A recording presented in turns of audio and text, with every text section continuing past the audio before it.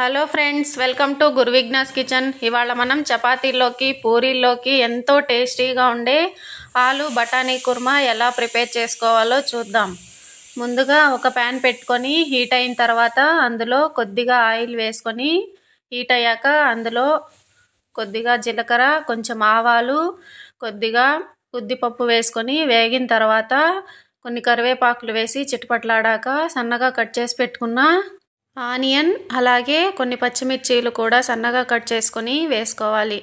అలాగే ఇందులో దంచి పెట్టుకున్న కొద్దిగా తెల్లగడ్డ కూడా వేసుకొని బాగా వేయించుకోవాలి.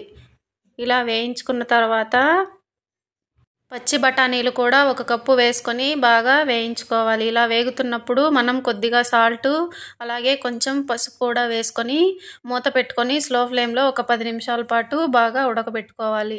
ఇలా ఉడకబెట్టుకున్న తర్వాత మనం ముందే ఉడికించి పెట్టుకున్న ఉర్లగడ్డను కూడా వేసుకొని బాగా కలుపుకోవాలి. ఇలా మూత పెట్టుకొని ఒక 5 నిమిషాల పాటు బాగా వేయించుకోవాలి.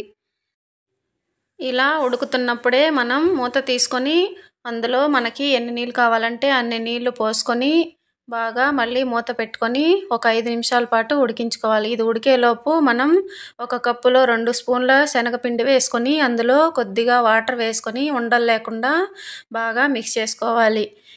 ఈ మిశ్రమాన్ని మనం ఉడుకుతున్న ఆలు బఠానీ మిశ్రమంలో వేసుకుంటే మనకి చిక్కదనం అలాగే టేస్ట్ కూడా చాలా బాగుంటుంది. మీరు ఒకసారి ట్రై చేయండి ఫ్రెండ్స్.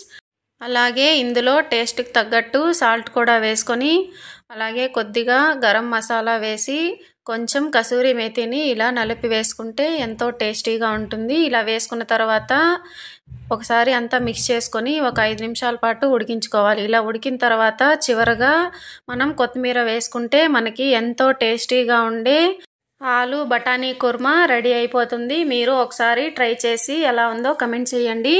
అలాగే ఈ కుర్మా చాలా మైల్డ్గా ఉంటుంది కాబట్టి పిల్లలు ఎంతో ఇష్టంగా తింటారు. పూరీల్లోకి చపాతీల్లోకి చాలా బాగుంటుంది.